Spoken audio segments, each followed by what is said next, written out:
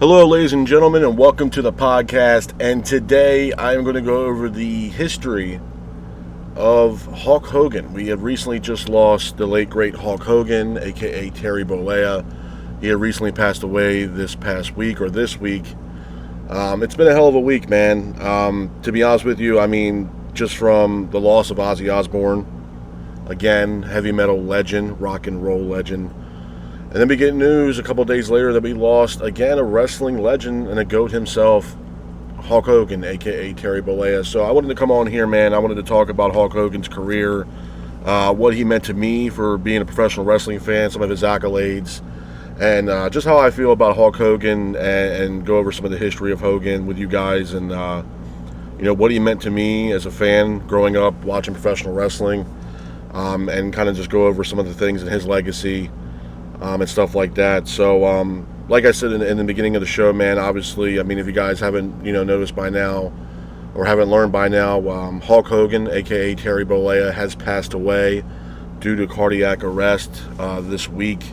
It was a shock, man. I mean, honestly, it was one of those things where, a lot of people, we all knew that, Hogan had some medical issues for a while. I mean, we're talking years and years of back injuries and different injuries that he sustained throughout his professional wrestling career, multiple back surgeries all around for Hulk Hogan, and there was other things that were coming out the woodworks, man. Once we found out the information from Hogan when he passed away, there was even Jimmy Hart, the manager of Hulk Hogan, the Mouth of the South, Jimmy Hart, put out comments stating that Hogan was suffering from loss of breath, stuff like that. He was also, I believe, in the ICU for quite some time, dealing with some medical issues too. So, I mean, there was a lot of things going on for Hulk Hogan leading up, obviously, to his untimely death that a lot of people didn't understand or didn't really know. I mean, a lot of it, honestly, I mean, was,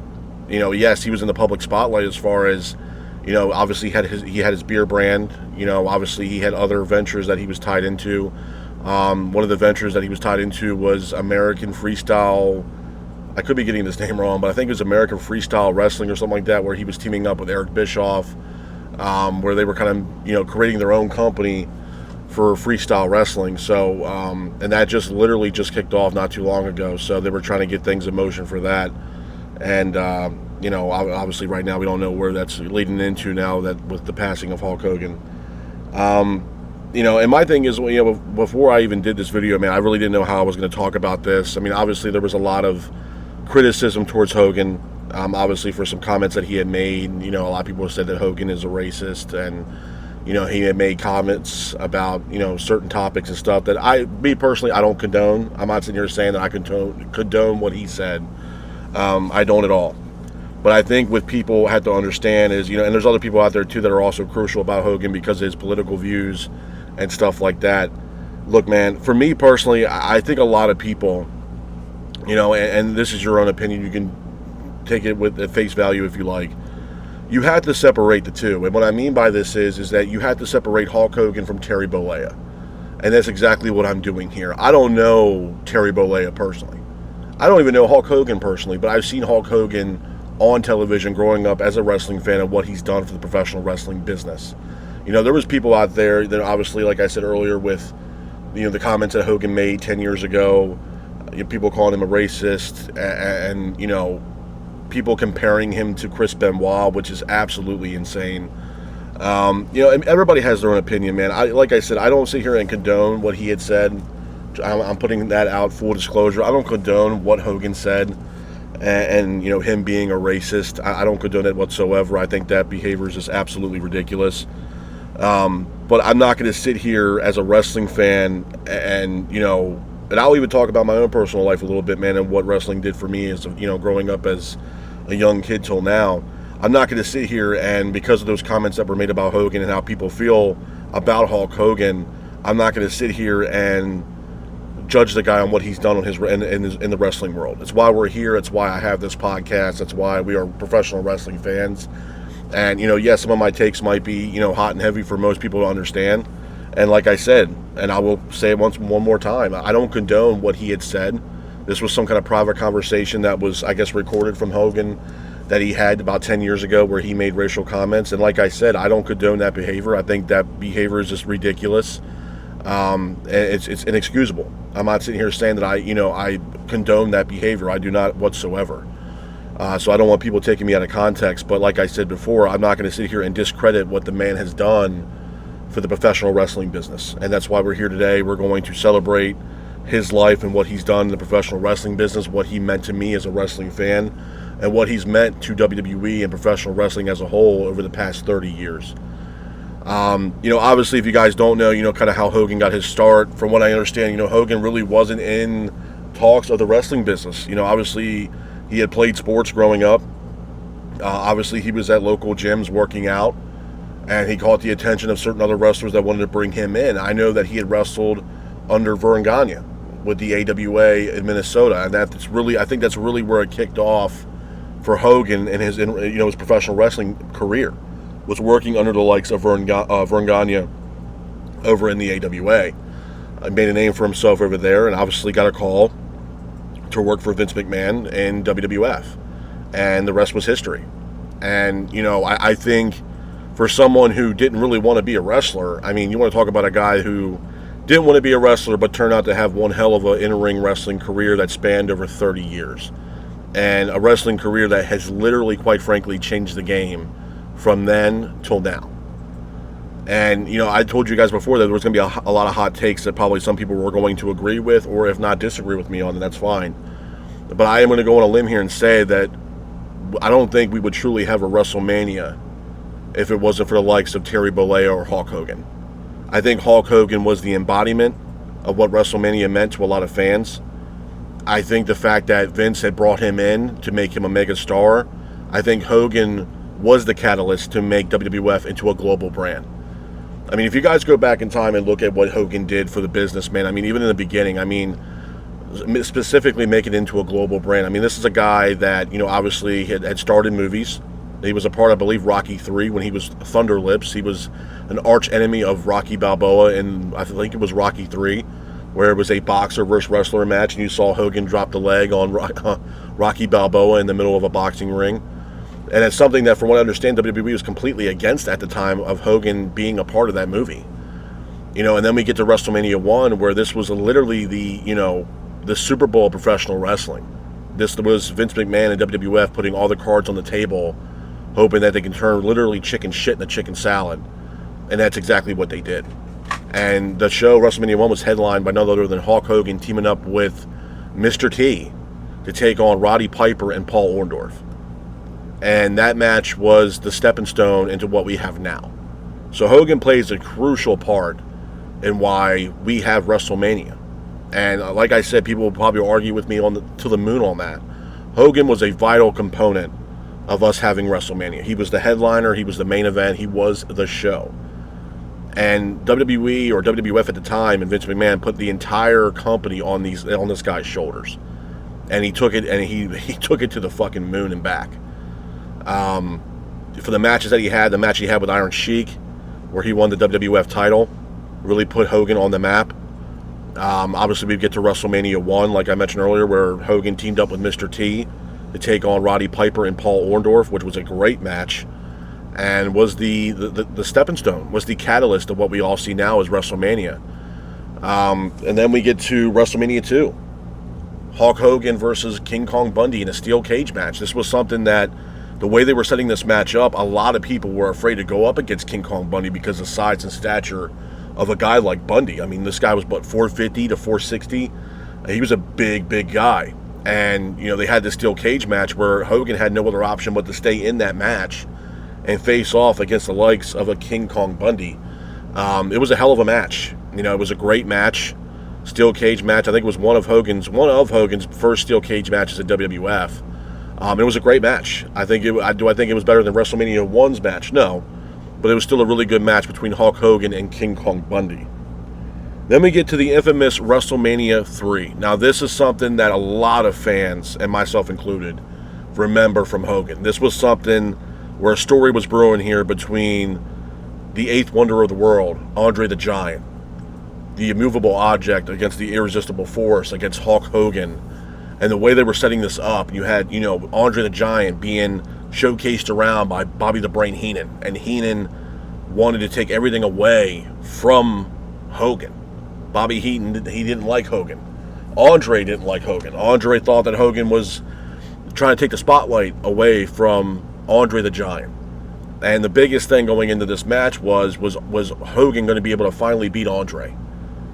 Could Hogan body slam Andre the Giant? Can he beat the Giant? Then we get to WrestleMania 3, and both these guys head-to-head, face-to-face in the middle of the ring. The crowd erupts. It's a hell of a story. So much so that people even say that the main event between Hogan and Andre was surpassed by Ricky the Dragon Steamboat and Randy Savage for the Intercontinental Championship, which, again, I am a big Randy Savage fan. Do I think the match was better than Hogan and Andre? Yes, I do. But the moment and what that match meant between Hogan and Andre, I think, surpassed what Steamboat and Savage had. In ring work, it was one of the greatest matches of all time between Savage and Ricky the Dragon Steamboat. And then we get to the main event between Hogan and Andre. This was something that was stemming for a while. This storyline was great. Leading into WrestleMania 3, the crowd erupted. Seeing these guys face to face, you see Hogan staring down Andre. Andre just standing there with that menace look on his face, like there was no way in hell that he was even fazed by Hulk Hogan. And Hogan was just staring down Andre, letting Andre know that he was giving Andre everything he had that night. And then we saw the infamous body slam that he landed on Andre. Then the leg drop. And the 1, 2, 3, where Hogan finally beats the Giant, Andre.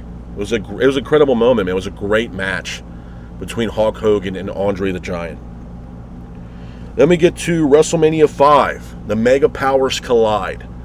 Hulk Hogan versus Randy Savage for the WWF title. This was one of those matches, man, as a fan of Randy, a match that I was patiently waiting for. I'm not going to lie, I wasn't the biggest Hogan fan of all. I'm not sitting here saying that I was. I was a huge Randy Savage fan, but this was a match that, as a Savage fan, you wanted. There was legit heat there between Randy Savage and Hulk Hogan. And we wanted to see the Mega Powers collide. What was it going to be like to see Hogan and Savage face off? And it was bound to happen because of the situation between Hogan and Miss Elizabeth. Randy had thought that Hogan was trying to slide in and take Miss Elizabeth away from Randy Savage when all Hogan was trying to do was help Miss Elizabeth after a stunt that happened during a match where she was knocked off the ring apron to the floor, and we see Hogan take Miss Elizabeth to the back to seek medical attention after she had fell off the apron. This obviously pissed off Randy Savage, and the Mega Powers imploded. And Randy wanted a match with Hogan because he thought Hogan was trying to take Miss Elizabeth away from Randy. And we got that at WrestleMania 5. Mega Powers collide, Hogan versus Savage for the WWF title. It was a great match. It was a great match. And some people were still upset about that match because they didn't really want to see the Mega Powers implode. They wanted to see how Hogan and Savage possibly could have took over the tag team division, been multi-time tag team champions. To me, honestly, I was bound to implode at some point. There was a history there between Hogan and Savage. Some good, some bad. And that's exactly what we got between Hogan and Randy Savage at WrestleMania 5. Then we get to WrestleMania 6, man. The match, to me, was one of the best Hogan WrestleMania matches of all time. One of my all-time favorites. We get Hulk Hogan defending the WWF title against the Ultimate Warrior. At the time, Ultimate Warrior was the Intercontinental Champion. We had title versus title. This was an incredible match, man. The way they set this match up, and the fact that this was the first ever title versus title match at WrestleMania, was incredible. This was something where a lot of people were torn between the two, man. Myself included. Because on one side of the coin, yeah, you wouldn't have mind seeing Hogan walk out with that Intercontinental Championship. But then on the other side of the coin, you see Ultimate Warrior, this rising star of the ranks, rising up in the rankings of WWE. Intercontinental Champion, had multiple great matches with that Intercontinental Championship. He dethroned Honky Tonk Man to win that Intercontinental title. And at the time, Honky Tonk Man had an elaborate run with that title, one of the longest Intercontinental Championship runs of all time. And Warrior comes in there and pretty much stomps his ass out within, I think it was like 8 seconds, and becomes the new Intercontinental Champion. So then we get to WrestleMania 6, the showdown between the immortal Hulk Hogan and the Ultimate Warrior. And the way they set this up and the way this match was building was incredible. I think it was in the Sky Dome, if I'm not mistaken. It was an incredible match. Incredible match. Incredible moment. Not only incredible match, but it was a moment where Hogan put Warrior over and made Warrior an instant star. Where you see after the match, Hogan handing that title to the Warrior. Warrior, lifts Hogan's hand up. He goes to the top turnbuckle. He's holding not only the Intercontinental Championship, but the WWF title at the same damn time. It was an incredible moment, man. One of those things I'll never forget, that WrestleMania match between Ultimate Warrior and Hulk Hogan. WrestleMania 7. WrestleMania 7 was kind of interesting, man. I don't think it was one of my best WrestleMania matches of Hogan. It was Hogan taking on Sergeant Slaughter for the WWF Championship. It was an okay match at best. Wasn't my favorite WrestleMania match. WrestleMania 8 was definitely interesting. We had Hogan versus Sid Justice. Not my favorite Hogan match. And then we get to WrestleMania 9. Now, credit, WrestleMania 9 was not headlined by Hulk Hogan. It was Bret Hart taking on Yokozuna for the WWF Championship. Bret Hart ultimately gets, destroyed in the match. Hogan comes in, saves the day, ends up beating Yokozuna with a leg drop, and wins the WWF title at WrestleMania 9. So, as far as the WrestleManias are concerned, man, with Hogan, like I said before, I think my favorite WrestleMania match that he's ever had, in my honest opinion, was the match that he had against Ultimate Warrior, title versus title, where the WWF title and the Intercontinental Championship were on the line at the same time. It was a great match. It was a great moment in pro wrestling history. Other things I want to talk about, obviously, Hulk Hogan being a 12-time world champion, 6-time WWF champion, as well as a 6-time WCW World Heavyweight Champion as well. Other things I want to talk about, obviously, the history is what he made when he went over to join WCW, when he worked under Ted Turner. This was a big acquisition, obviously, one of the biggest acquisitions in WCW history, bringing in someone like Hogan. Hogan wasn't even wrestling at the time, man. He was shooting movies and TV shows in the Orlando area. You know what I mean? He obviously had conversations with Eric Bischoff, who was running the show for WCW at the time. He was one of the main guys for WCW. They brought him in, and the rest was history. That he came in still the red and yellow, Hulk Hogan, but people realized that things were getting old.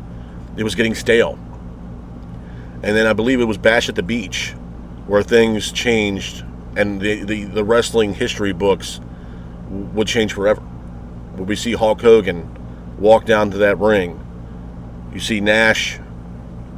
You see Hall beating the shit out of Sting, beating the hell out of Randy Savage. Randy Savage is left in the middle of the ring. Hall and Nash on the outside of the ring. Hogan walks down, gets in the ring. Everybody thinks that he's going to attack Hall and Nash, the outsiders. All of a sudden, Hogan pushes the referee away, then hits a leg drop that will live in infamy in pro wrestling history on Randy Savage. And Hogan finally, after all this time, turns heel, joins the likes of Hall and Nash, and they form one of the greatest stable, if not the greatest stable of all time, the NWO, the New World Order. This moment changed wrestling forever. Nobody thought that Hogan was going to turn heel. We were so used to seeing the red and yellow Hogan, the say your prayers, eat your vitamins, Hulk Hogan that we've all seen, all heard before. And then you see Hulk Hogan, again, walking down with the red and yellow tights, walking down to the ring. Nobody knew what the fuck was going on. Everybody was like, oh, he's going to come out to save Savage. He's the 5th guy for Team WCW. He's going to save him. And then for him to push away the referee and hit that leg drop on Randy. And the look of awe throughout the crowd that night. And the fact that Hogan joins the likes of Hall and Nash was an incredible moment. Like I said, man, a moment that will live in pro wrestling history. And man, what the NWO did in WCW, not only did the stable kick ass, this was something when Hogan turned heel. WCW was kicking WWF's ass in the ratings for 83 weeks. Non-stop, head-to-head, every single Monday night, from Monday Night Raw to Monday Night Nitro.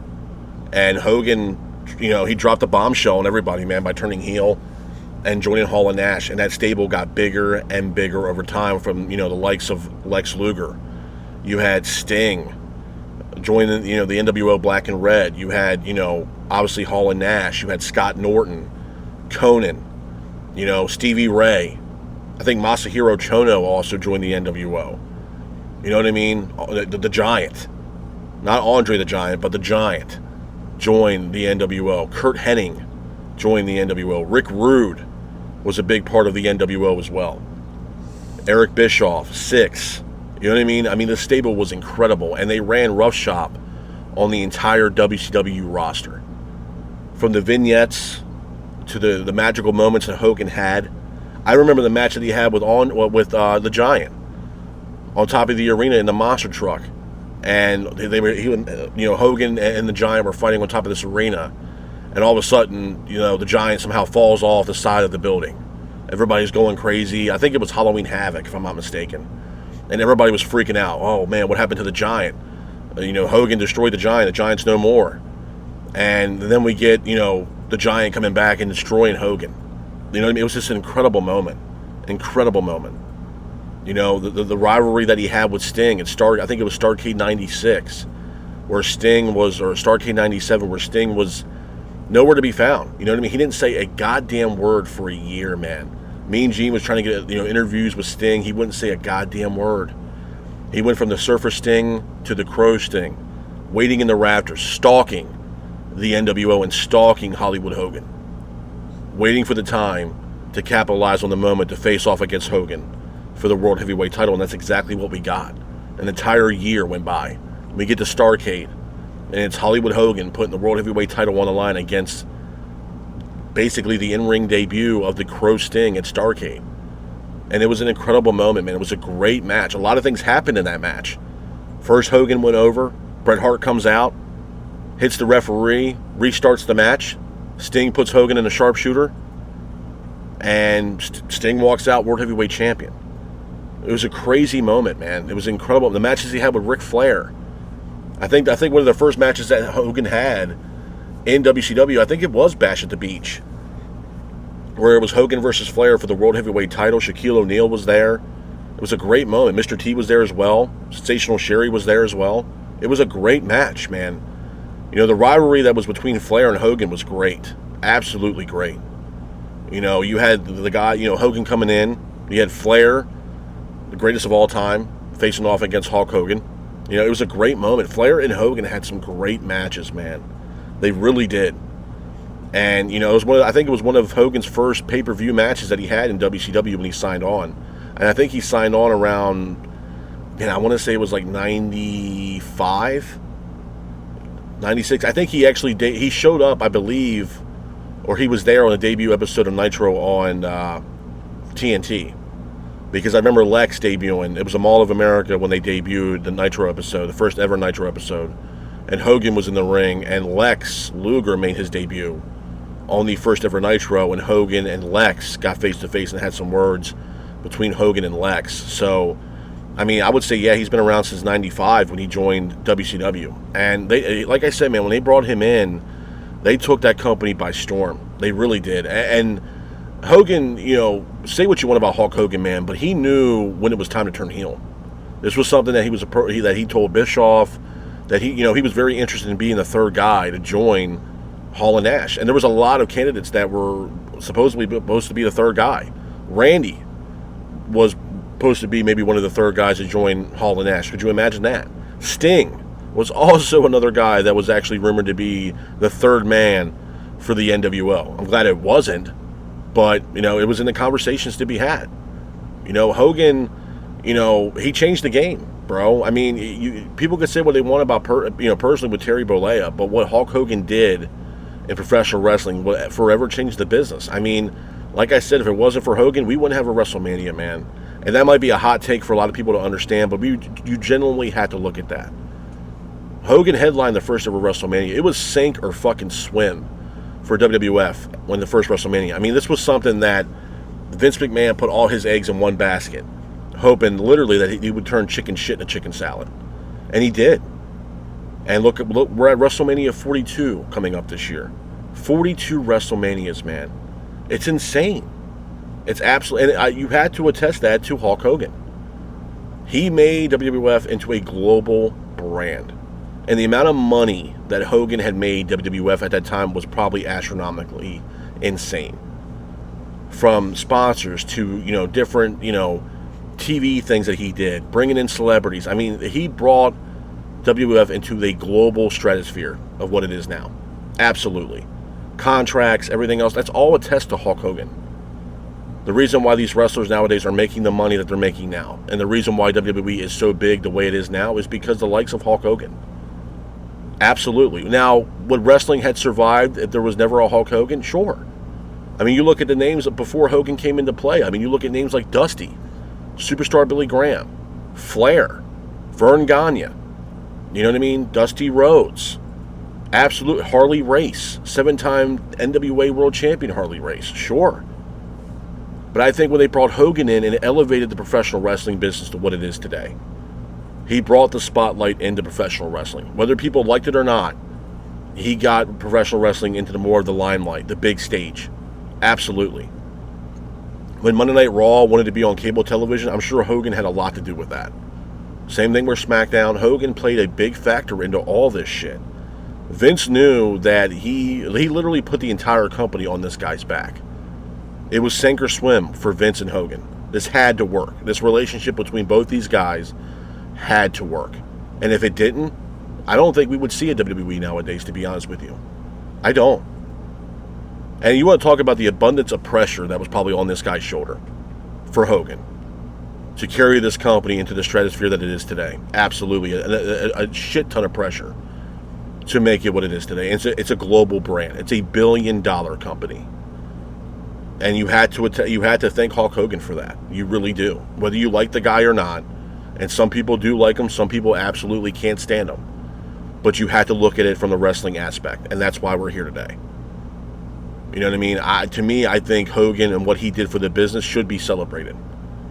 Because he changed a lot of people's lives, man. I mean, from people growing up in rough childhoods like myself, you know what I mean? Not knowing, dealing with all the chaotic shit that was going on when I was growing up as a kid. And wrestling was always that one thing that was always the same. An escape for me personally. You know what I mean? Like, I lived in a very chaotic family. And wrestling every Monday night was something that I always looked forward to, man, or SmackDown or Raw or, WrestleMania. It was always something that I looked forward to because my life when I was growing up was chaotic. You know what I mean? And some people, you grow up as a kid, some people frown upon it like, oh, you're a wrestling fan. But, dude, it was something that, for me, it was an escape. Something that, even till this day, like my sister, man, she loves professional wrestling.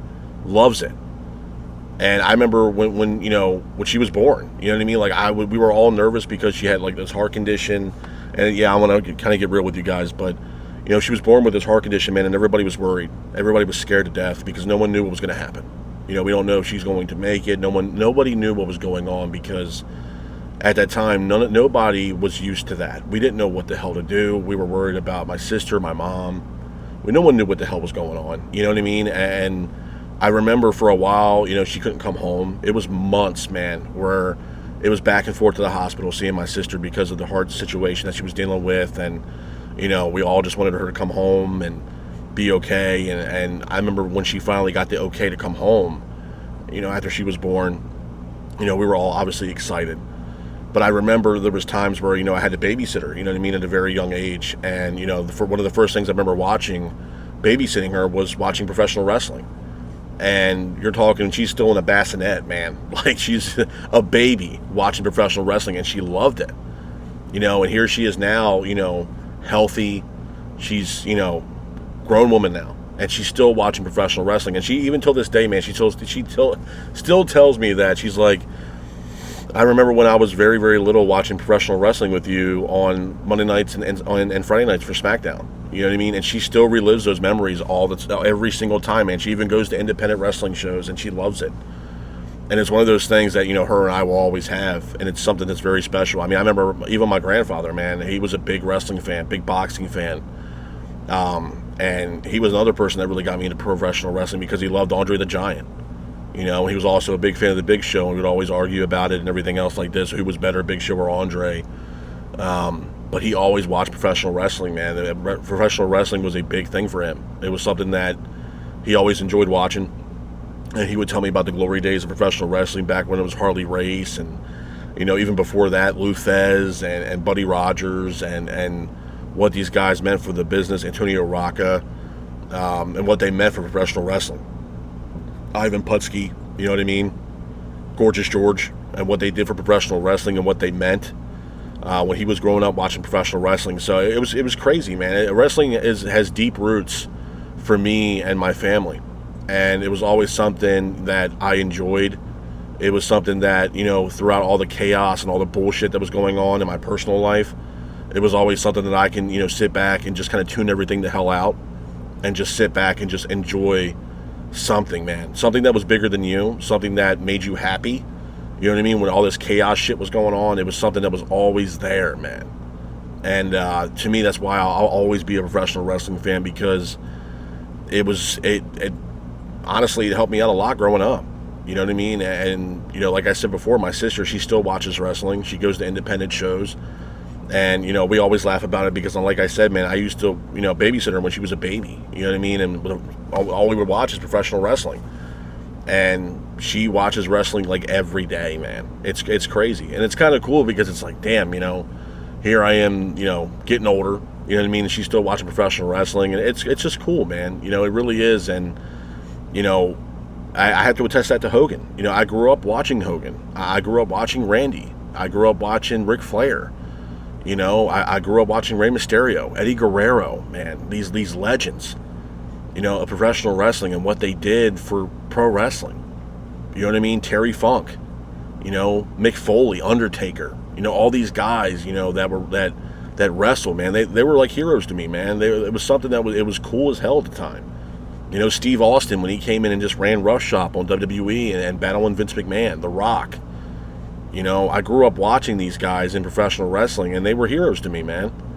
Like I said, I grew up in a really bad childhood, and then, this was always the one thing that kind of was an escape, you know what I'm saying? Just to get away from the chaos for a minute, or just, away from the bullshit for a minute, and that's why I'll always be a wrestling fan, because to me, it in some way, it always gave something back, peace of mind, or something that was always there, you know what I'm saying? And like I said, man, there's people out there that obviously are going to disagree with Hogan, and they're not going to like him, and, they're glad that he's gone, and, and they're entitled to their own opinion. Like I said before, man, I'm not sitting here saying that I condone what Hogan has said.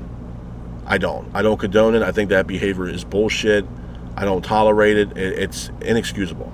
I'm not sitting here saying I don't condone that at all. I don't respect it. I don't condone it. I don't appreciate it. It's inexcusable. And it's just a shitty way to carry yourself, to be honest with you. So before anybody takes me out of context, I'm not sitting here saying I condone what he said.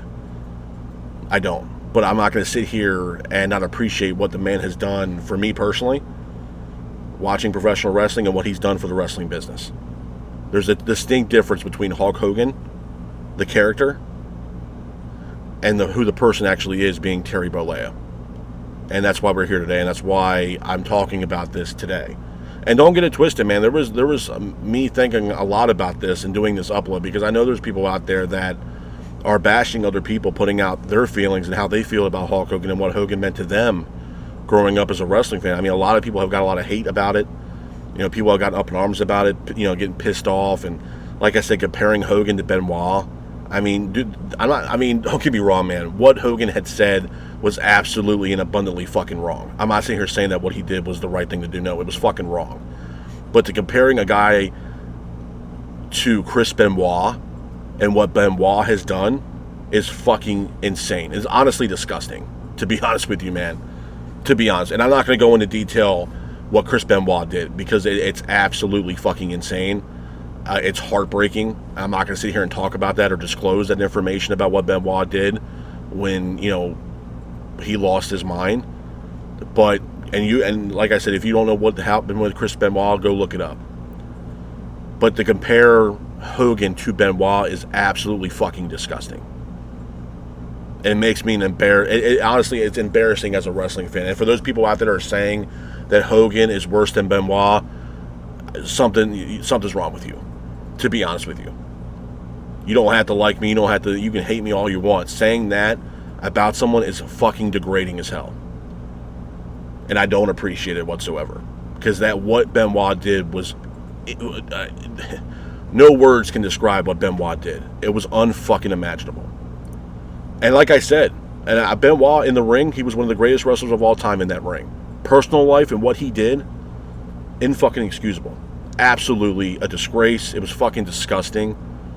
And his career will forever be tarnished because of what he did. And honestly, rightfully so.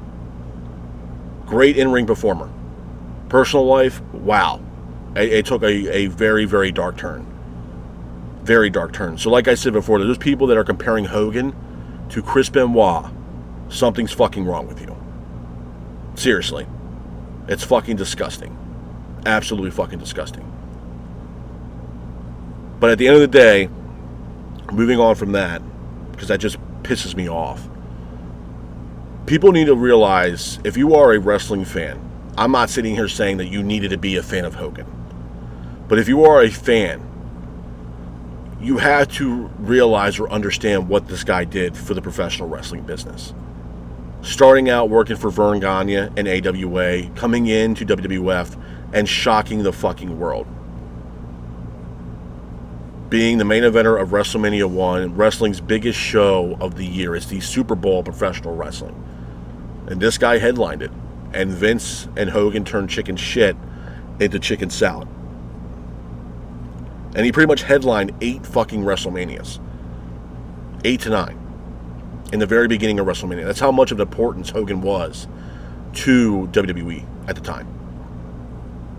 They put this entire company on this guy's shoulders. And he took this company to the fucking moon and back. You ain't got to like him. You ain't got to love him. But you have to respect what he's done for the wrestling business. And that's why we're here today. I don't give a shit about his political views.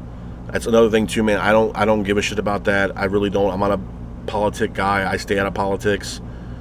Everybody has their own opinion about it. I stay to myself on that. You know, and like I said, I don't condone what he had said 10 years ago. I don't. It's inexcusable. It's bullshit behavior. It's irresponsible. And it's disgusting. Nobody should be talking like that. No one should be thinking about shit like that. No one should be saying anything like that. At all. So no, I do not condone that behavior at all. I don't. And like I said, before people take me out of context saying that I support that, I do not. I think what he had said in a private conversation that obviously was recorded and people found out what he had said is inexcusable. It's bullshit behavior and it shouldn't be tolerated. So for that, I do not condone that whatsoever. At all. At all. It's inexcusable and it's fucking ridiculous. But I'm not going to sit here and, like I said millions of times, discredit what the man has done for the professional wrestling business. Because at the end of the day, you have to look at two sides of the fence here. And those being, one, Hulk Hogan, who was a character created by Vince McMahon in WWE, to the actual person, Terry Bollea, who betrayed Hulk Hogan in professional wrestling. Two vastly different people. Vastly different. People will say, oh, it's the same guy. Yeah. Terry Bollea betrayed Hulk Hogan on national television. But we don't have no idea what Terry Bollea was doing in his personal life. We don't. We have no idea.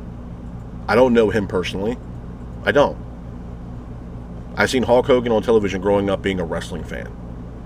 That is it.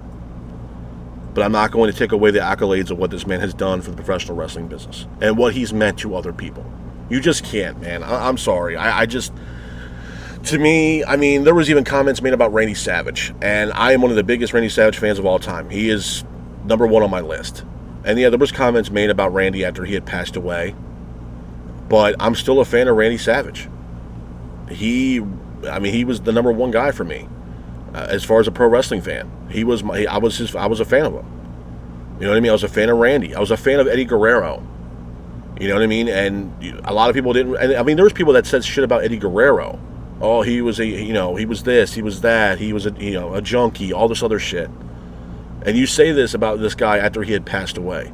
Let me tell you something right now when it pertains. Even though this is about Hogan, Eddie's definitely in my top 5. Number 2, yeah, Eddie's had some drug problems throughout his career. But this guy came back and changed his fucking life, man. One of the greatest to ever step foot in a squared circle.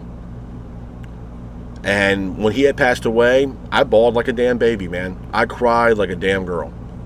Not taking anything away from the women out there, but I cried my ass off. I did, because I knew this guy tried to do everything he could to change his life. Yes, we all knew that he did his drugs and everything else like that, but to see him come back, when he came back the way he did, how happy he was to be there, And, him winning the championship and everything else. I remember WrestleMania 20 like it was yesterday, man. You know what I mean? And what that meant for him. And winning the Undisputed title, beating Brock Lesnar. You know what I mean? Like, we've all seen it.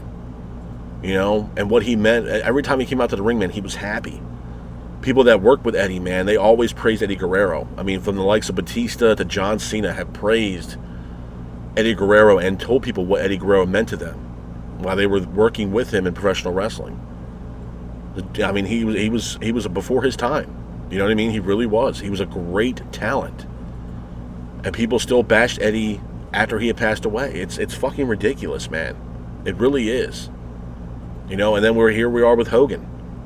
You know what I mean? Hogan will probably go down as one of the greatest of all time. Sure. Rightfully so. Look what he has done for the professional wrestling business. We would not have a WrestleMania if it wasn't for Hulk Hogan. Absolutely. WWE wouldn't be as big as it is right now if it wasn't for the likes of Hulk Hogan. And you could take that shit to the bank, because I'm going to tell you right now, I will argue that to the fucking moon and back. Hogan put WWE on the fucking map. He made it into a global brand. A billion-dollar company. And made it global, man. I mean, he had matches with Mr. T, Clubber Lang, B.A. Baracus from A-Team. Mr. T was an actor. He was a legend in his own right. Those two guys headlined the first ever WrestleMania and taking on Piper and Paul Orndorff. You know what I mean? Being in the Rocky movie, playing Thunder Lips and I think it was Rocky 3. It's a big-time deal. Not only for professional wrestling, but for Terry Bollea or Hulk Hogan. It was a big deal. It was a big, big deal. Got a lot of eyeballs in professional wrestling. Absolutely. Other appearances that Hogan made. Sure. Absolutely. I remember when WrestleMania was doing that thing with MTV. Hogan played a big part in that as well. Big part of that. You know what I mean? I think it was like Rockin' Wrestling or something like that. It was a big-time deal for professional wrestling. I mean, WrestleMania 1 had a lot of celebrities in the house. Cyndi Lauper, I think Muhammad Ali was even there for WrestleMania, the first ever WrestleMania. Liberace was even there. It was a big spectacle for professional wrestling. And this was all being headlined by Hulk Hogan. So you got to give the guy credit where credit's due, man. I mean, look at the match that he had it was Hogan versus The Rock. It was one of the biggest WrestleMania matches of all time. This was the old school taking on the new school. It was a great match, man. And this was at a time where Hogan was up there in age. And a lot of people were speculating whether he can really hang with the younger, The Rock. He was in the prime of his career. And Hogan and The Rock, they went at it. It was a great moment. That stare down that Hogan and Rock had, where they're each looking around in the audience, man, that crowd erupted.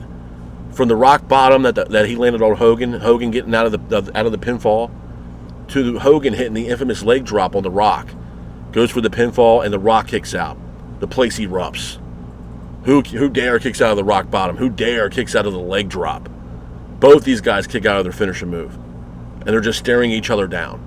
Old school versus new school. I mean, moments like that, man, you're not going to have that shit ever again. It's just not going to happen.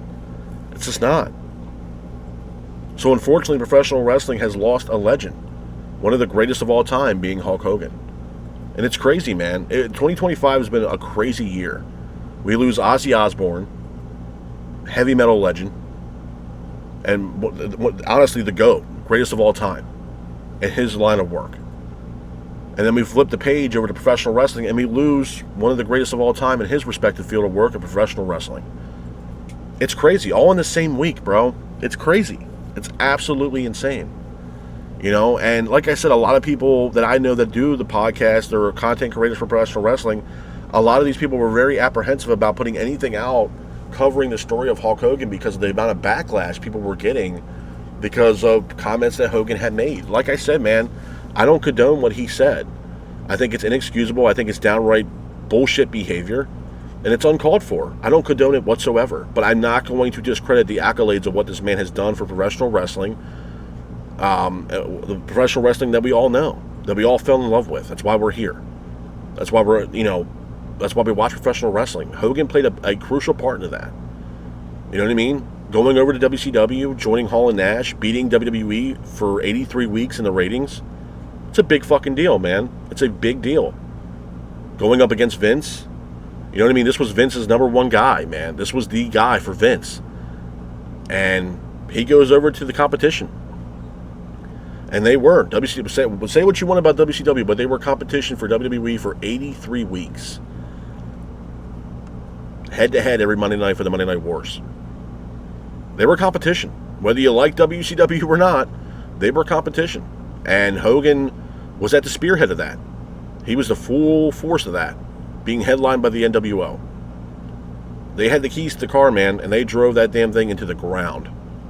WWE had to find some place to, find some way to compete. And that's when they brought in the likes of The Rock and a guy that we all know, Steve Austin. Stone Cold Steve Austin. That changed the wrestling business forever as well. I mean, it's unfortunate, man, because at the end of the day, the people out there that don't like Hulk Hogan or Terry Bollea, you also have to understand this. This is a guy that a wife had lost her husband. A son and daughter lost their dad. You know what I'm saying? And that's just being real, bro. Whether you like the guy or not, it's a wife who lost her husband, and it's a son and daughter that lost their father. You know what I mean? It's unfortunate. You know what I mean? It's definitely unfortunate, and it's crazy because there'll never ever be another Hulk Hogan. It's not going to be John Cena. There's never going to be a Hogan. Ever. And what Hogan did for the pro wrestling, that will never happen again. Ever. Never again. Because at that time, Vince didn't know where WWE was going to go at the time. He put all his chips in one basket, hoping WrestleMania would be the kickoff that they all needed. A shot in the arm that WWE needed to get them off the ground and make them into a global phenomenon. And that's exactly what happened. WWE doesn't need to do that anymore. It's a $1 billion global company, making billions of dollars every year. But that wouldn't have happened without the likes of Hulk Hogan. You know what I mean? Whether you like the guy or not, man, as far as wrestling accolades and what he did for the wrestling business, you have to give the guy his just due. You don't have to like him personally, but you have to give him his flowers as far as what he's done in the professional wrestling business. And that's why I'm doing this episode today, is giving this man his flowers for what he's done in the professional wrestling business, the business that we all fell in love with. The reason why we watch professional wrestling and the way wrestling is today is because the likes of Hulk Hogan. Like I said before, you don't have to, I don't condone what he said. I think it's inexcusable, disgusting, and just downright bullshit behavior to have, or even remotely say anything like that. I don't condone it. I think it's disgusting. I don't think that's the way anybody should carry themselves at all, and it's uncalled for. And I don't condone it at all. It's bullshit behavior, and I cannot stand by. And I don't agree with that at all. But I'm not going to take away the accolades of what this man has done in the professional wrestling world. Not at all.